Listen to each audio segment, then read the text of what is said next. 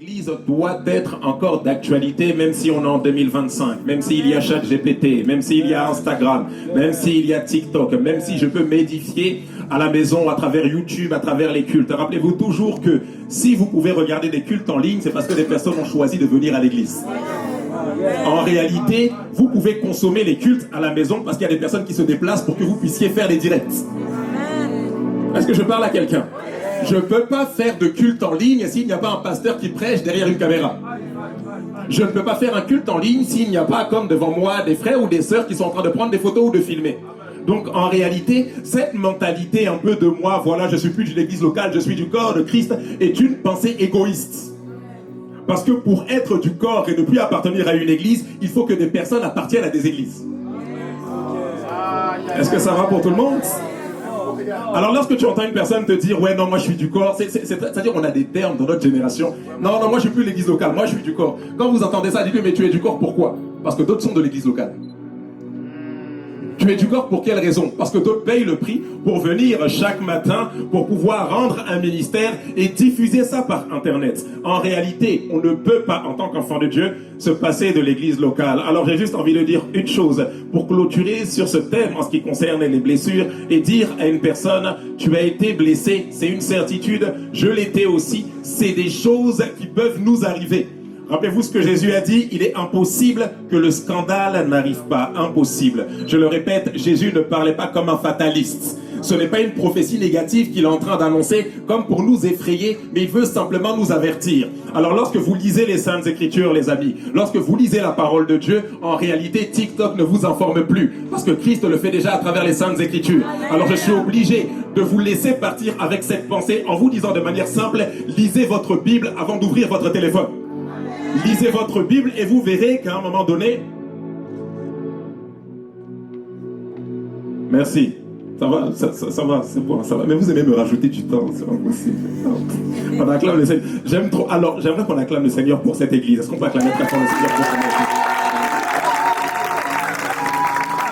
Alors vraiment, je ne le dis pas par complaisance. Bon, chaque fois que je viens ici, de toute façon, je suis à l'aise, mais la manière dont vous nous avez accueillis, franchement, c'est un truc de dingue. Mon frère, merci. Franchement, mon frère, merci. Merci pour tout. Merci pour la disposition. Merci pour tout. Je serai à jamais reconnaissant pour ça. À jamais reconnaissant. Ok, tu avec moi place à la parole de Dieu. Vu que vous me laissez du temps, on va y aller. Il n'y a pas de souci. On veut prêcher. Alors, s'il vous plaît, cette prédication sera très simple. Lisez votre Bible. Avant d'ouvrir votre téléphone, avant de vous connecter. On est dans une génération, on est devenus des zombies du téléphone. Oh, c'est pas possible. La première des choses que nous faisons, à 90%, vous le savez, quand on se réveille, c'est d'abord regarder nos notifications. Est-ce que je mens? Non. Mais vous n'avez pas vu, je disais ça à mon épouse ce matin, vous n'avez pas vu à quel point les réseaux sociaux sont devenus subtils?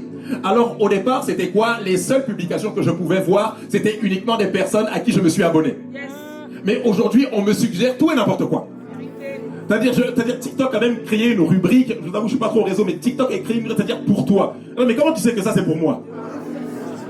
Non, mais c'est l'algorithme en fonction de ce que tu aimes. Donc mais dites-vous une chose, c'est-à-dire, admettons que vous aimiez le sport. Donc tu cliques sur des rubriques de sport, etc. Ça va commencer à te proposer des femmes qui sont à moitié nues juste parce qu'elles font du sport. Oh, à qui c'est déjà arrivé ça? Oui, c'est l'algorithme, c'est ça. Mais c'est une réalité, les amis. C'est une réalité. Alors, si vous ne faites pas attention, vous verrez qu'en réalité, ce qui va nourrir votre méditation, ça sera TikTok. Et c'est comme ça que lorsqu'on voit des scandales sur les églises, on est surpris. Mais quand on ouvre notre Bible, en réalité, ce n'est pas une surprise. Je le répète, les amis, ouvrons notre Bible.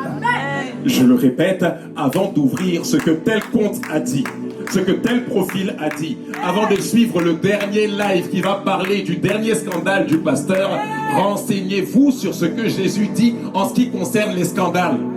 Si vous ne vous renseignez pas, automatiquement vous serez choqués par ces scandales. Les scandales ne nous choquent plus lorsqu'ils sont annoncés au préalable, il y a plus de 2000 ans, par la personne de Jésus. Mais beaucoup de personnes sont ici et ne sont pas informées que la Bible avait déjà annoncé ces choses. Je vous l'ai dit hier, l'apôtre Paul le dit en ces termes, il parle à Timothée et il dit que des faux serviteurs vont s'infiltrer dans les maisons pour séduire des femmes.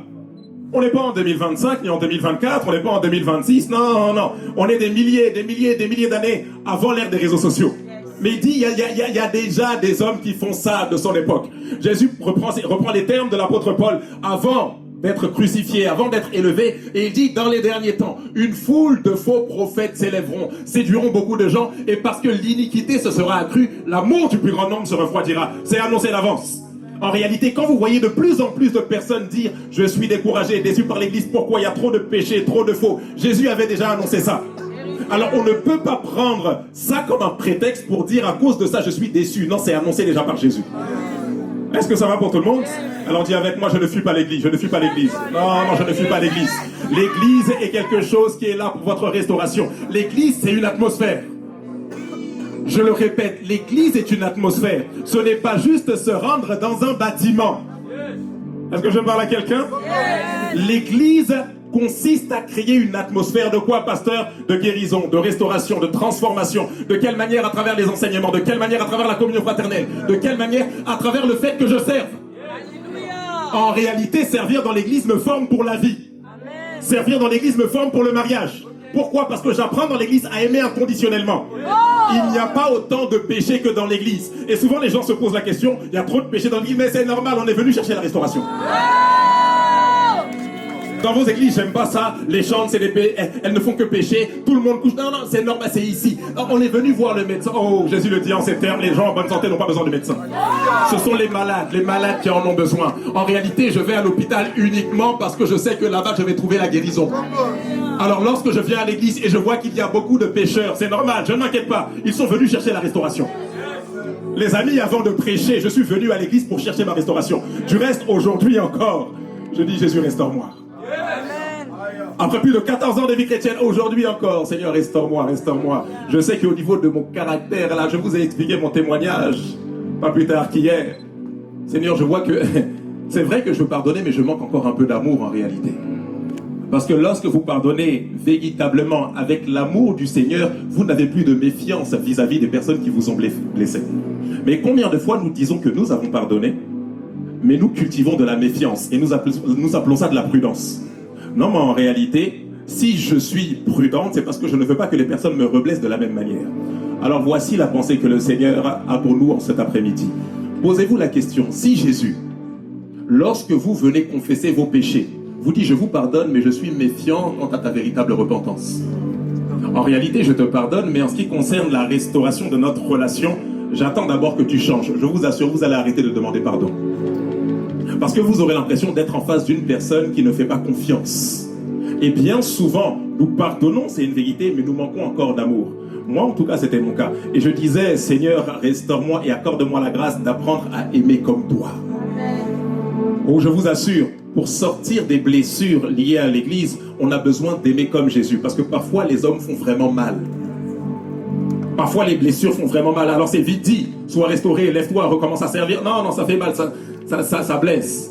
Quand il y a une famille qui est en jeu, ça blesse. Quand il y a l'épouse qui est en jeu, ça blesse. Quand il y a les enfants qui sont en jeu, ça blesse. Quand on a donné de son investissement, de son argent, quand on a donné de son énergie, oui, ça blesse. Et on a besoin pour continuer de faire confiance aux êtres humains pour avancer, que le Seigneur nous apprend à aimer sans regarder les actions des hommes. Est-ce que je parle à quelqu'un? Alors je suis obligé de dire ça à une personne, que Dieu te restaure là où tu sens qu'il y a un manque d'amour dans ton cœur. Je parle de transparence, ça nous arrive à tous. Ça nous arrive à tous. Et on a besoin, pas juste pour l'Église, même pour nos familles. Pas juste pour l'Église, même pour les relations de couple. On a besoin d'aimer inconditionnellement. Celui qui aime inconditionnellement aime sans tenir compte des erreurs de l'autre. Est-ce que je parle à quelqu'un? Oh, que le Seigneur nous accorde la grâce de monter à ce niveau d'amour. Que le Seigneur nous accorde la grâce d'arriver. Vous savez, c'est ce niveau d'amour-là qui est le reflet parfait de l'image de Dieu. Jésus est le seul qui est capable de nous regarder venir à lui et d'accepter notre repentance sans douter de notre capacité à changer le lendemain. Il est le seul qui est capable de faire ça. Et lorsque je vois ça, je dis, mais Seigneur, comment... Parfois même le Seigneur sait que la personne demande pardon, mais demain elle va encore recommencer. Mais pourtant, il nourrit l'espoir que la personne se repente véritablement. Le pardon de Jésus n'est pas un pardon hypocrite. Le pardon de Jésus n'est pas un pardon de « je te pardonne, mais je sais que tu vas recommencer, donc j'ai plus confiance ». Non. Dites-vous que quand vous lui demandez pardon, il vous fait confiance. Quand vous demandez pardon à Jésus, Jésus vous fait confiance. Alors je vivais toutes ces choses et je lui disais, Seigneur, en réalité, j'ai vraiment pardonné parce que je n'ai plus de sentiment de vengeance, mais je manque encore d'amour. Je n'ai plus envie, Seigneur, que les erreurs des hommes soient exposées pour qu'on sache que j'avais raison et qu'ils avaient tort. Mais Seigneur, je sens qu'il y a un manque de confiance. Et pourtant, la parole dit, l'amour parfait bannit la crainte. Donc en réalité, vous comprenez que le contraire de l'amour, c'est pas la haine, mais c'est la peur. C'est pour ça que vous pouvez voir que quand vous dites que vous avez pardonné une personne, mais que vous n'oubliez pas et que vous ne faites plus confiance, en réalité, vous avez peut-être pardonné, mais vous manquez encore d'amour inconditionnel. Pourquoi? Parce que vous avez peur que la personne recommence le lendemain. Oui, c'est vrai que je lui ai pardonné, mais tu sais pas la trahison qu'il a fait. Oh, c'est pour ça que j'aime l'histoire de Joseph. Ses frères viennent et disent non, le mal que vous m'avez fait, Dieu l'a changé en bien. Mais imaginez-vous que Joseph dise non, mais je vous pardonne, mais regardez ce que vous m'aviez fait. Non, Joseph a manifesté l'amour inconditionnel de Christ. Alors j'ai une question pour toi. Joseph n'avait pas le Saint-Esprit habitant en lui. Toi, tu as le Saint-Esprit qui a répandu l'amour du Père en toi. Tu as la capacité de le faire. Pourquoi est-ce que tu ne le fais pas? Pasteur, c'est trop dur. Non, c'est pas trop dur. L'amour n'est pas loin, il est en toi. C'est là, c'est pas loin. C'est pas un amour que je vais chercher quelque part. Non, c'est venu, c'est descendu dans ton cœur. De quelle manière? Par la personne du Saint-Esprit. Ok, l'amour inconditionnel se manifeste par la foi. Vous devez croire que vous l'avez reçu pour le manifester dans le quotidien. On est en train de parler de blessures d'église, les amis. Alors je ne veux pas que vous quittiez ce séminaire sans une restauration totale et sans un amour inconditionnel. Pour les personnes qui vous ont blessé, pour les personnes qui ont été blessées, que Dieu vous accorde la grâce de vivre véritablement cet amour inconditionnel. Qui dit Amen? Qui dit Amen? Église ou prison locale. Alors pardonnez la servante de Dieu Iphonie, c'est comme ça elle est. Non mais je l'aime trop, Est-ce qu'on peut acclamer le Seigneur pour son feu?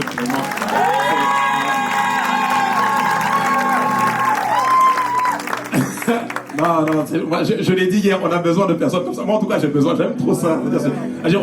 Des fois, on se sent seul quand on prêche. Vous êtes là, vous me regardez comme ça. Là. On se sent encouragé. Et rappelez-vous, je vous l'ai dit, ne déduisez pas que je vais vous donner un bon message parce que j'ai prié toute la nuit. Non, il est possible que j'ai été fatigué à un tel niveau où j'avais des maux de tête et il y a une personne qui a intercédé dans le secret pour moi et c'est ça qui fait que j'ai le feu aujourd'hui. C'est pour ça que l'apôtre Paul disait, priez aussi pour moi. Est-ce que ça va pour tout le monde? Alors, qu'est-ce qui fait, ou plutôt, comment différencier une église locale d'une prison locale? Vous voulez savoir ou pas? Alors, je vous donne vite fait quelques points avant que nous puissions prier. Non, je ne dis pas vite fait, parce que sinon l'apôtre va me dire, mais vas-y. Je vous donne quelques points, et ensuite nous allons prier. Vous savez que vous êtes dans une prison locale lorsqu'on vous prive de votre liberté. Galates chapitre 5, verset 13. Frères, vous avez été appelés à la liberté, seulement ne faites pas de cette liberté un prétexte pour vivre selon la chair, mais rendez-vous par la charité ou encore par l'amour, serviteurs les uns des autres. Alors retenez ceci, parce que ce point est très important, mais vous devez bien le comprendre. Être dans une église locale et non pas dans une prison locale, c'est le fait d'être libre, mais pas libre de pécher. D'accord. Parce que beaucoup de personnes confondent la liberté avec le libertinage. Beaucoup de personnes confondent la liberté avec l'anarchie. C'est comme ça que les personnes disent qu'elles sont déçues des églises parce que le pasteur ne me laisse pas faire ce que je veux, mais il ne te laissera pas. Parce que dans la vie, celui qui vous laisse faire ce que vous voulez, c'est-à-dire vivre au gré de votre chair, en réalité, il accepte votre esclavage. Oh, je sais que ça fâche quelqu'un. Mais je vais vous dire une chose. Être libre dans une église, ce n'est pas faire ce qu'on veut. Être libre dans une église, ce n'est pas agir comme bon nous semble, ou plutôt comme notre chair nous le communique. C'est pas je me réveille quand je veux, je sers quand je veux, quand j'ai pas envie j'y vais, quand je veux aller en vacances j'y vais, je préviens pas, je dis rien, pourquoi? Je suis libre. Normalement c'est l'église, ne prenez pas la tête. Ça ce n'est pas vivre selon la liberté, c'est vivre selon la chair. Mais la Bible dit ceci, les amis. Je suis obligé de prendre des pincettes, mais d'insister sur ce point. Celui qui nourrit la chair moissonnera de la chair la corruption. C'est comme ça que vous voyez que nous avons des vies chrétiennes sans force. Parce que nos vies chrétiennes sont appuyées sur la chair. Une vie chrétienne n'est pas bâtie par nos envies, mais par les désirs de Christ. Une vie chrétienne n'est pas bâtie sur le fait de non, en ce moment j'ai envie, en ce moment j'ai pas envie. Non, c'est qu'est-ce que Jésus veut en ce moment pour moi? Qu'est-ce que Jésus veut en ce moment pour 2025? Qu'est-ce que Jésus veut en ce moment pour l'année à préparer? Alors beaucoup de personnes ne se sentent pas libres dans l'église parce qu'en réalité, elles ont envie de faire ce qu'elles veulent. Alors le problème de la prison locale, c'est lequel? C'est lorsqu'on commence à avoir un esprit de contrôle. C'est ça la subtilité. Sur le moindre de vos actions, le moindre de vos faits et gestes. Vous ne pouvez pas tousser. Vous ne pouvez pas, je ne vais pas dire l'expression.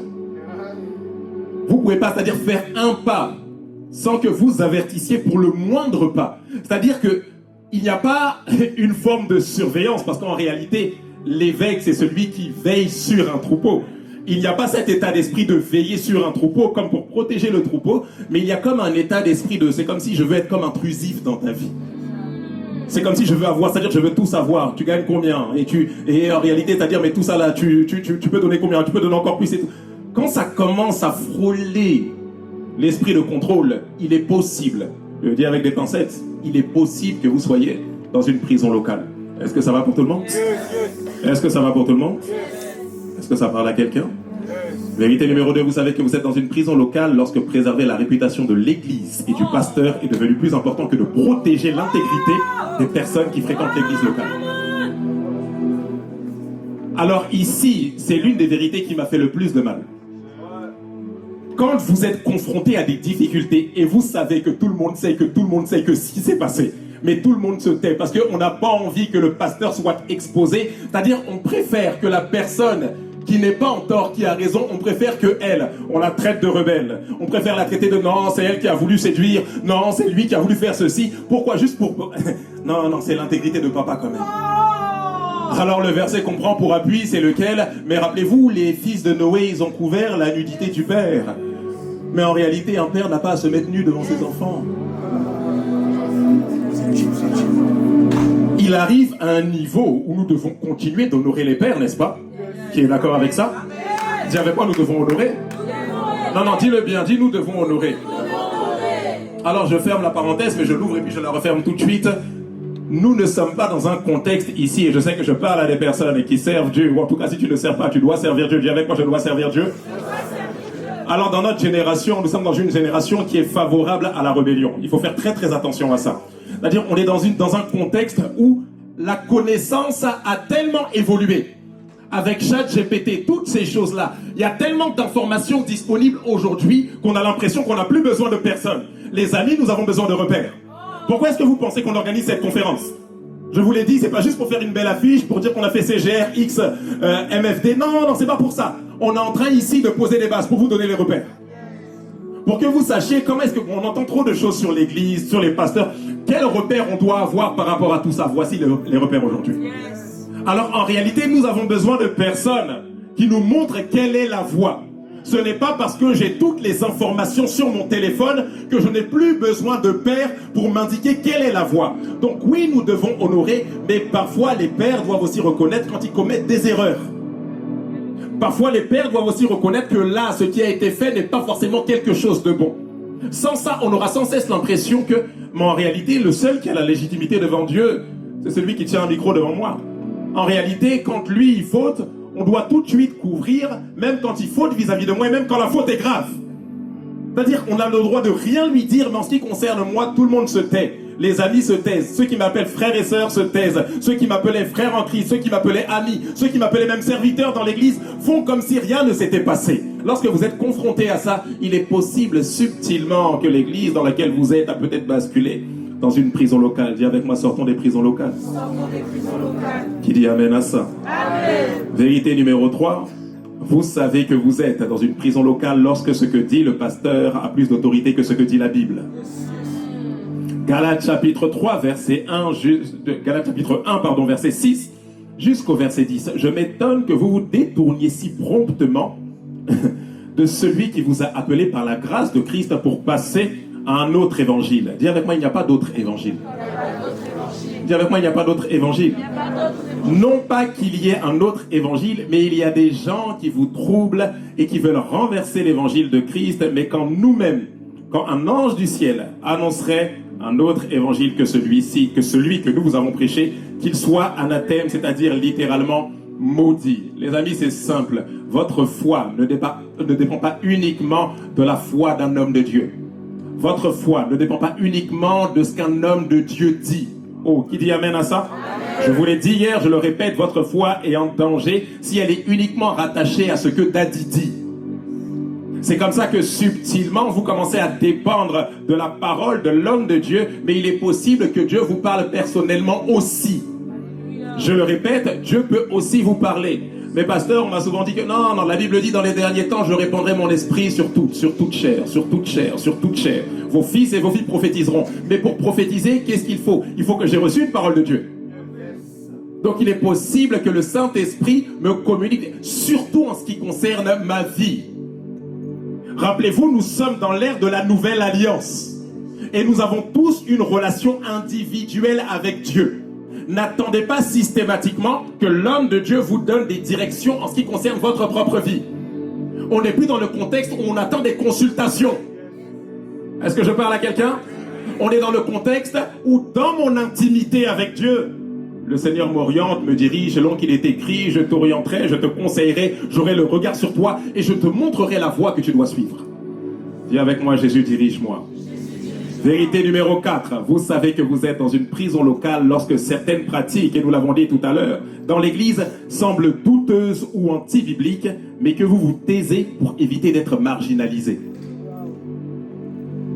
Alors l'apôtre l'a très bien dit pendant son témoignage tout à l'heure, parfois nous voyons des choses qui commencent à sembler bizarres.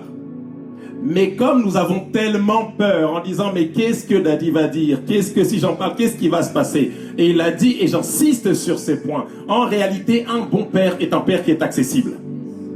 C'est une personne à qui on sait qu'on peut dire certaines choses.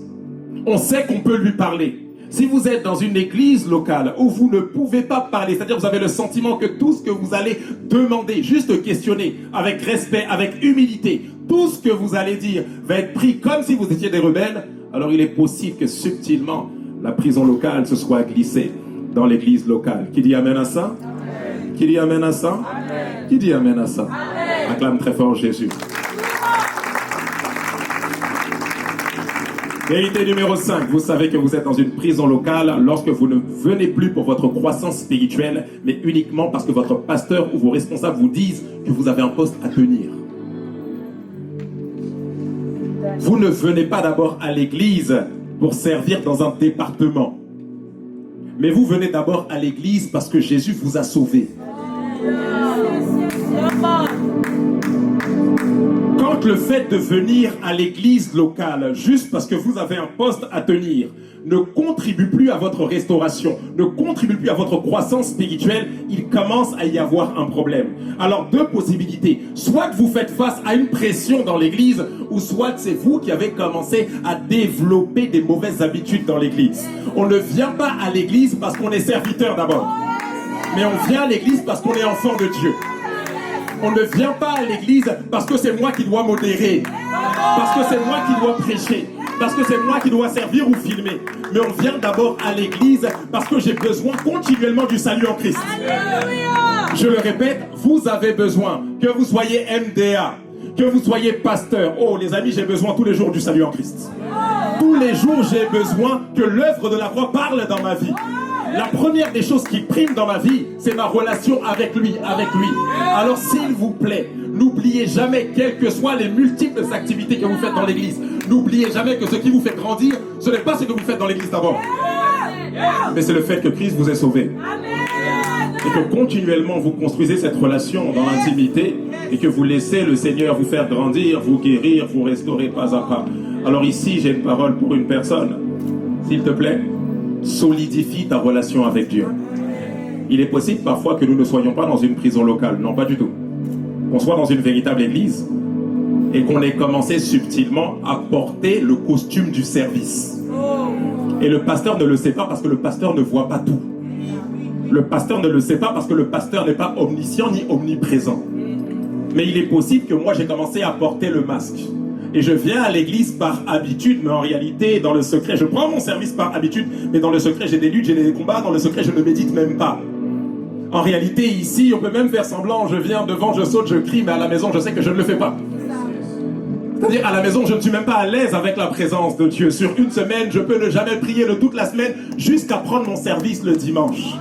Alors ici, je parle peut-être comme un prophète, je dis à une personne, solidifie ta relation avec Dieu.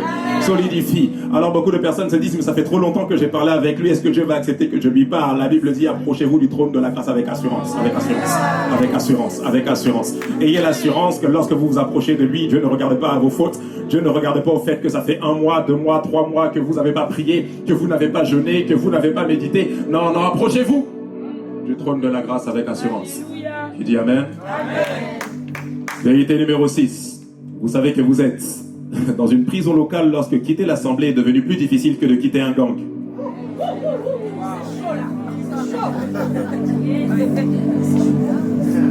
Vous avez entendu le témoignage de l'apôtre. Lorsqu'il faut faire 1, 2, 3, 4 rendez-vous, esquiver les rendez-vous, et lorsque vous décidez de quitter, on commence limite à faire des groupuscules derrière vous, on commence à crier, parfois même on entend des guet-apens. Oh oui, c'est très coutume. Parfois même on vous attend en bas de chez vous pour vous demander mais pourquoi tu es parti, tu es qui, tu te prends pour qui, tu as vu ce que le Père a fait, tu as vu tout ce qu'il a fait pour toi, comment tu peux. Je vous le dis en ces termes, lorsqu'une personne est obligée systématiquement de vous rappeler le bien qu'elle vous a fait, en réalité cette personne, lorsqu'elle vous faisait ce bien-là, elle ne vous aimait pas. Parce que moi, ma Bible dit que quand le Seigneur me rappelle ses bienfaits, c'est pour susciter en moi la foi, pas la culpabilité. Alors lorsque vous faites face à des personnes dans une église qui vous disent mais comment est-ce que tu peux partir? T'as pas vu tout ce qu'on a payé pour toi? On a payé tes frais scolaires. Tu n'étais rien avant. C'est à cause de moi que tu es là aujourd'hui. Toutes ces grâces que tu as, toutes ces multiples entreprises que tu as ouvertes, c'est quand tu es venu dans l'église que tu avais tout ça. Et maintenant tu veux partir, ça devient comme difficile. Vous savez quand on quitte un gang, on ne peut pas quitter en réalité. Jusqu'à on nous tatoue pour nous faire comprendre que ce gang-là c'est toute ta vie. Mais parfois vous avez l'impression que c'est pareil avec certaines soi-disant églises locales. Quand vous êtes dedans, c'est comme si ça devient comme une prison où je ne peux plus sortir. J'ai l'impression que je suis tellement coincé que si je bouge une oreille, c'est comme si je ressortirais les 2 pieds en avant. L'église locale n'est pas un gang. Il est possible que j'ai la conviction, comme l'apôtre l'a dit tout à l'heure, de partir, mais partir toutefois de la bonne manière, sans forcément créer toute une vague de rébellion pour lever des personnes dans l'église. Non, non, il est possible que je parte par conviction et bien le faire. Mais en réalité, si je n'ai pas la possibilité de le faire, il est possible que je ne sois pas dans une église, mais dans une prison locale. Dis avec moi, sortons des prisons locales. Est-ce que la parole de Dieu te fait du bien? Vérité numéro 7. Nous sommes en train de chuter et nous allons prier. Vous savez que vous êtes dans une prison locale lorsque votre église locale ou votre pasteur est considéré comme celui qui a l'exclusivité et qu'il est le seul à qui Dieu parle et que l'église est la seule avec laquelle Dieu veut et va faire de grandes choses. Alors ici, on parle subtilement de ce qu'on appelle des dérives sectaires. Vous avez ces idées où on pense que c'est uniquement notre église la meilleure. C'est uniquement notre église qui va faire. C'est uniquement notre pasteur qui a l'onction. C'est uniquement notre pasteur qui enseigne bien. C'est uniquement notre pasteur qui fait des miracles. C'est uniquement notre pasteur. Mais l'apôtre Paul dit que nous sommes tous les membres du corps de Christ, chacun pour sa part. En réalité, chaque église locale possède une particularité de Dieu. Chaque église locale, chaque enfant de Dieu, chaque chrétien possède quelque chose de Dieu. Mais quand vous voyez que le climat de l'église, subtilement, commence à se transformer en « mon église, c'est la meilleure ». Mon pasteur, c'est le meilleur. Moi, mon pasteur, permettez-moi l'expression, c'est la voix autorisée. C'est lui à qui Dieu parle seulement. Quand subtilement, ça commence à devenir ce climat-là dans l'église locale, il y a comme quelque chose de toxique qui commence à s'infiltrer. Et il est possible que ce soit, ou que ça se transforme tout doucement en prison locale. Dis avec moi, sortons des prisons locales. Dis avec moi, sortons des prisons locales. L'apôtre Paul dit ceci, Romains chapitre 12, verset 3 jusqu'au verset 5. Par la grâce qui m'a été donnée, je dis à chacun de ne pas avoir une trop haute opinion de lui-même, mais de revêtir les sentiments modestes selon la mesure de foi que Dieu a départie à chacun. Car nous avons plusieurs membres dans un seul corps. Car comme nous avons plusieurs membres dans un seul corps, et que tous les membres n'ont pas la même fonction, ainsi, nous qui sommes plusieurs, nous formons un seul corps en Christ, et nous sommes tous les membres les uns des autres. Vérité numéro 8. Vous savez que vous êtes dans une prison locale lorsque remplir les chaises vides dans votre salle de culte est devenu plus importante que de prendre soin des personnes qui sont déjà présentes dans l'assemblée. Alors il y a un climat où nous devons absolument gagner des âmes. Dis avec quoi nous devons gagner des âmes. Nous devons gagner des âmes. Du reste, je nous rappelle à tout un chacun qu'aucun être humain à proprement dit ne peut gagner des âmes. Mais c'est le Saint-Esprit opérant en chacun d'entre nous qui convainc les cœurs en ce qui concerne le péché, la justice et le jugement. Amen. Est-ce que je parle à quelqu'un? Alors je suis un canal par lequel le Saint-Esprit passe pour aller convaincre. Il a dit, vous recevrez une puissance lorsque le Saint-Esprit surviendra, et alors vous serez mes témoins. Mais pour que le Saint-Esprit puisse convaincre les cœurs, je dois ouvrir la bouche, et ensuite il prend ce qui sort de ma bouche pour aller convaincre les cœurs. Mais le travail de conviction est le travail du Saint-Esprit. Je le répète, c'est le travail du Saint-Esprit. Qui dit amen à ça? Amen. Alors il arrive un climat où parfois on est tellement concentré par l'objectif de remplir la salle, qu'on n'est même plus intéressé par le fait, mais avant de remplir la salle, il y a des personnes qui sont là et qui sont en train d'être brisées et qui ne savent pas comment, sur quel pied danser en ce qui concerne leur vie. Des personnes qui ne savent même pas comment avancer, mais on est concentré, non, l'œuvre, mais derrière l'œuvre, en réalité, il y a ce sentiment d'orgueil, non, on veut juste une grande salle remplie. Alors ça commence à devenir un climat toxique quand l'évangélisation commence à se transformer en une compétition qui doit nous pousser à avoir le plus de membres pour dire qu'on porte du fruit. Ça commence à devenir comme un climat toxique lorsqu'on n'évangélise plus parce qu'on aime les gens. Mais on évangélise simplement parce qu'on veut que notre église soit celle qui évangélise le plus. Alors il est possible subtilement qu'un climat toxique ait commencé à s'infiltrer dans l'église. Alors nous devons nous poser une question en ce qui concerne, encore une fois les amis, nos motivations. Lorsque nous sortons pour aller évangéliser dans les rues, ou lorsque nous avons la conviction que voilà mon église doit grandir, non, mais quelle est la motivation qui est derrière? Quelle est la motivation avec laquelle je fais l'œuvre du Seigneur? Lorsque les motivations sont non, il faut que tout le monde sache, il faut que tout le monde comprenne, il faut que tout le monde voit que dans la francophonie, nous sommes les meilleurs, nous sommes, et il n'y a plus de Christ dedans. Il est possible que subtilement, la prison locale ait commencé. Qui dit amen à ça? Vérité numéro 8, et je termine avec ça. Vous savez que vous êtes dans une prison locale. Lorsque chaque personne qui quitte la prison locale l'a quittée forcément par des mauvaises raisons ou parce qu'elle était rebelle. Vous devez comprendre une chose, et ça a été mon cas, ça a été le témoignage que je vous ai donné pour ceux qui étaient présents hier. Lorsque vous quittez une église, parfois ce n'est pas parce que vous avez été rebelle ou insoumis ou que vous aviez envie de demeurer dans cet état. Vous devez comprendre une chose, la rébellion est quelque chose d'intentionnel. Littéralement, c'est un coup d'état, c'est-à-dire intentionnellement, je veux renverser l'église. La rébellion, ce n'est pas juste dire je ne suis pas d'accord. Malheureusement, on appelle rébellion tout et n'importe quoi. Mais nous sommes êtres humains, c'est normal que nous ne soyons pas d'accord avec tout. Alors malheureusement, beaucoup de personnes ont quitté certaines églises parce qu'on a commencé à leur dire « Toi, tu es un rebelle et c'est à cause de ça que tu quittes l'église. Toi, en fait, c'est toi qui veux semer la zizanie. » Non. Lorsque j'ai quitté mon église locale, c'était pas par rébellion. Lorsque j'ai quitté, c'était pas parce que j'avais en tête l'idée de démarrer un ministère, demander à mon épouse. C'était même pas une idée qui m'intéressait en réalité. Diriger une église locale, pourquoi faire? Moi, Seigneur, je préfère enseigner, c'est suffisant pour moi. Il y a beaucoup de personnes, elles ont des motivations pures parfois. Non, c'est juste que je ne comprends pas. Et la manière dont vous êtes en train de m'expliquer les choses, ça ne me convient pas. Donc c'est la raison pour laquelle je pars. Mais c'est pas que j'ai envie de me rebeller ou quoi que ce soit. Il est possible que j'ai quitté, mais pas pour des mauvaises raisons. Alors si tu as été dans ce cas également et que tu as comme cette amertume dans le cœur qui te dit que mais pourquoi ces personnes-là m'ont traité de rebelle? Pourquoi elles m'ont traité d'insoumis? Pourquoi elles m'ont traité de déloyal? Pourquoi elles m'ont traité de personnes? Tu ne réussiras jamais dans la vie. Pourquoi? Mais parce que tu t'es déconnecté de nous et personne, aucun rebelle ne réussit. Aucun rebelle ne peut réussir. Tu n'as plus de couverture spirituelle, nous l'avons vu hier, donc tu ne peux pas réussir. Je l'ai dit hier et je le redis encore aujourd'hui. Au-dessus de la couverture du Père spirituel, il y a la couverture du Père céleste. Et le Père céleste est bien supérieur à n'importe quel Père terrestre, qu'il soit spirituel ou qu'il soit biologique. Alors n'oublie jamais que ta destinée ne s'est pas arrêtée parce que tu t'es déconnecté d'un lieu terrestre. Ta destinée ne s'est pas arrêtée parce que tu t'es déconnecté d'une personne. Ta destinée ne s'est pas arrêtée parce que tu t'es déconnecté d'une église ou plus précisément d'une prison locale. Les amis, notre séminaire est terminé. Et je prie de là où vous êtes, que Dieu restaure tous les cœurs qui ont été brisés. Des fois, c'est même pas lié à un serviteur de Dieu. Des fois, c'est juste des comportements au sein même de l'église. Des fois, c'est juste des comportements entre frères et sœurs. C'est des choses qui sont même pas arrivées jusqu'aux oreilles du pasteur. Même pas arrivées jusqu'aux oreilles de l'apôtre. Même pas arriver jusqu'aux oreilles de la prophétesse. Même pas arriver jusqu'aux oreilles. Non, non, c'est juste entre nous, frères et sœurs, on s'est tellement déchirés et ça nous a tellement blessés. Et au final, on garde ça et on change d'église locale, mais on a encore cette amertume et on se dit non, non, je préfère rester derrière. Si c'est ça le service, si c'est ça l'église, moi je fais mon culte, puis je continue ma vie. Que Dieu vous restaure. La seule chose que je peux vous dire, les amis, je n'ai jamais autant vu un sens à ma vie que lorsque je me suis donné à fond dans le service pour Jésus. Jamais, jamais, jamais. Blessé par les hommes, bien sûr que je l'ai été. Rejeté, bien sûr que je l'ai été. Déçu, oui, je l'ai été. Est-ce que ça m'a fait mal? Oui. Est-ce que j'en ai pleuré? Oui. Est-ce que je ne me suis pas dit à un moment, ça ne sert à rien, je vais abandonner? Oui, je me le suis dit à un moment donné.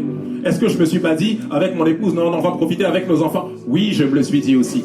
Mais je vous assure que ma vie n'a jamais autant pris de sens que lorsque j'ai décidé, Seigneur, quel que soit ce que je vivrai sur la terre, je continuerai de te servir. Alors, pasteur, je n'ai pas toutes les réponses. Je ne comprends pas. Comment est-ce que Dieu peut permettre ça? Les amis, il y a des réponses auxquelles, il y a des questions auxquelles moi-même je n'ai pas de réponse. Et face aux incompréhensions, aux interrogations sur lesquelles je n'ai pas trouvé de réponse, j'ai choisi une chose. Continuer de faire confiance à l'amour de Dieu. Alléluia! Je sais une chose.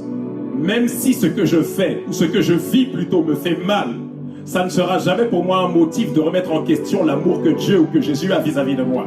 Alors oui, les hommes peuvent me faire des choses, mais ce que les hommes me font n'a pas fait changer les attributs de Dieu à mon égard. Quel que soit le mal qu'on m'a fait, Dieu est toujours fidèle. Quel que soit le mal qu'on m'a fait, Dieu est toujours amour. Quel que soit le mal qu'on m'a fait, Dieu est toujours présent. Quel que soit le mal qu'on m'a fait, Dieu restaure toujours. Alors de là où tu es, que Dieu te restaure, que Dieu te guérisse, que Dieu pense tes plaies, que Dieu guérisse ton cœur. Est-ce qu'on peut se lever pour prier?